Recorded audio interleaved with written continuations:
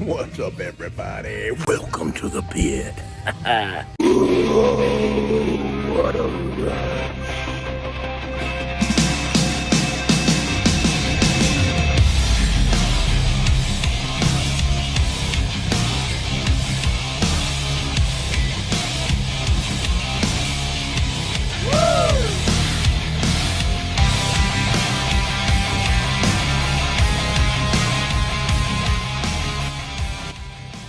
What are we going to do today?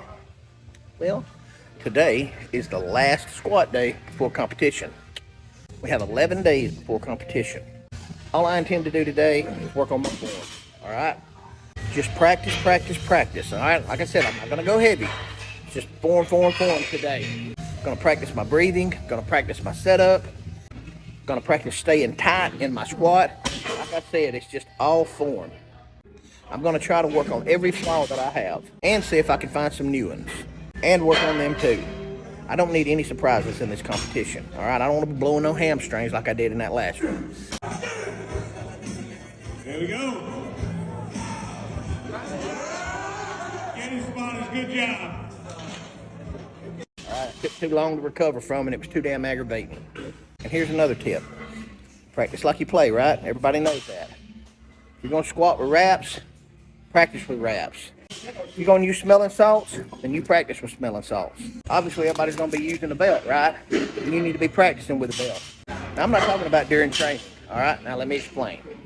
I don't use knee wraps and knee sleeves or anything like that until I get to a certain weight, okay?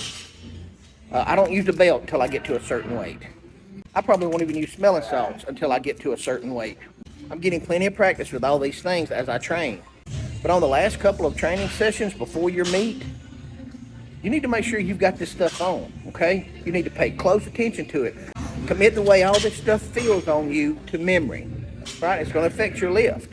Even down to the loop you've got your belt set on, you know? You lost a little weight for the meet, get used to that extra loop being tight. I'm not saying that when you're warming up with the bar that you need to have your belt on and you need to wrap up. I'm just saying before you get too deep into your workout, you need to start using these. Okay? I've always found it aggravating to use a belt and knee wraps before I needed to, but I'm going to suit up a little bit early in this workout just to make sure I'm extra used to it. I'm talking about hand placement, everything. Now, I don't know what kind of apparatus they're going to have for us to squat with, but I do know this. It'll be iron weights and it'll be a damn bar. And you can get used to that anywhere. Oh, by the way, that's not that much. I wouldn't buy this. I would not buy that. Wake the Dead. I'd do the Atomic Rhino Redline. That's pretty good stuff.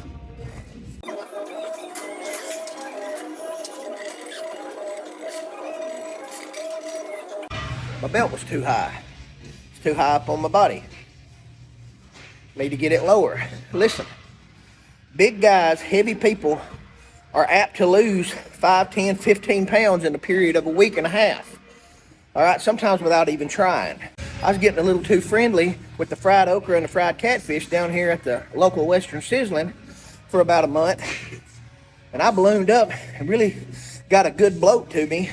And I said, whoa, I got to stop something. I'm like, okay, that's what I've been doing different. I've been indulging a little too much in that. Cut out all that fried crap because it was just kind of a guilty pleasure. Lost 10 pounds in a week. Really, I lost 10 pounds in about 3 days. So that bloat went away. As you gain and lose weight, because if you go down with that belt on and it's in the wrong spot, as a lot of people well know, it will pinch the shit out of you. You don't want that when you got 500 pounds on your back. You can't afford that distraction. And know your shit. All right, you can't tell it, but I got my knees wrapped up.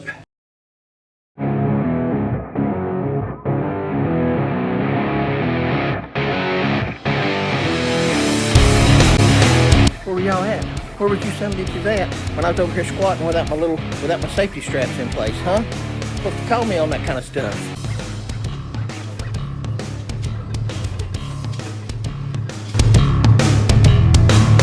I really don't like squatting on these mono lifts, but most people use them in competition, so that's what I'm squatting with. When you're in a squat rack, your foot movement is paramount At any given time, your foot movement is paramount when you're setting up a squat. Everybody knows that. Hell, your foot movement is paramount in damn near any kind of setup when you're lifting. But a squat especially, because you've got to rely on that foundation you just created to handle all that weight and balance. But usually, when you're squatting with a monolith, and you take that weight off, they hit that switch, and those hooks fly out of the way, and you can just come straight down. Well, I don't have somebody training with me that can hit those hooks while I go down.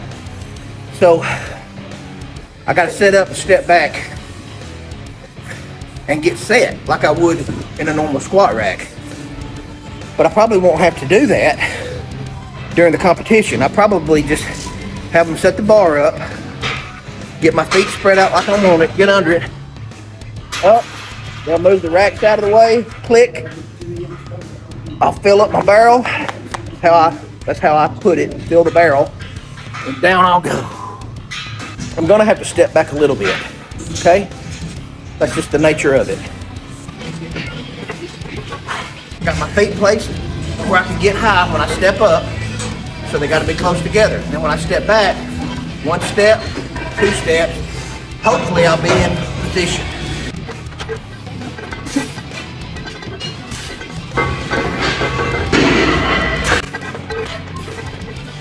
You can only hope it goes that smooth every time. All right, now I got somebody here to flip that switch. I'm gonna show you what I'm talking about. If I haven't been setting up, if they've got this set up in the gym where I'm gonna go lift at, I can do this.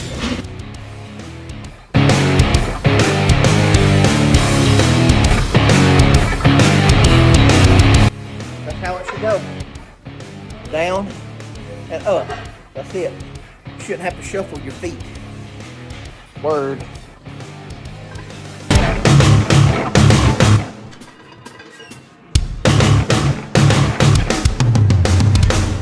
Pretty good. I feel like my technique's doing well. You can tell when your technique's pretty good.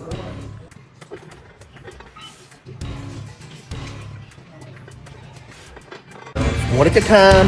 I ain't working out. Practicing form.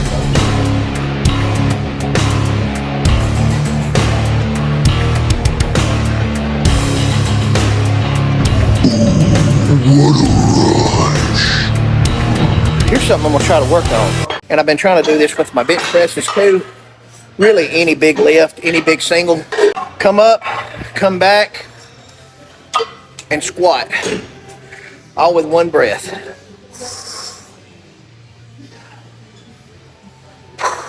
Down and up.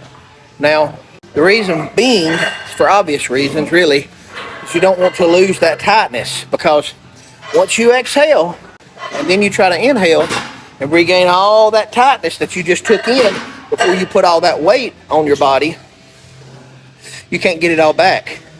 It's kind of like an anaconda or a python. Once they wrap around you and you breathe out, every time they get a little tighter.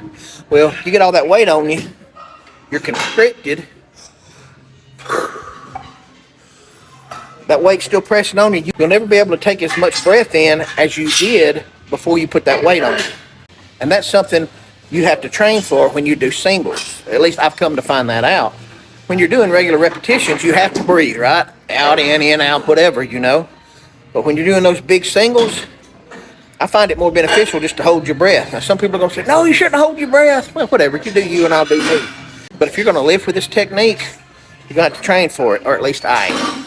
All right, so I'm not going to take 2 breaths. I'm going to take a deep breath. Come on. Squat. Then I can breathe and I'll rack it up and all that. And I'll tell you which one feels better. Coming back, dropping your breath, and then taking a deep breath with all that weight on your back. Or just taking 1 deep breath and give it a hail. We'll find out together.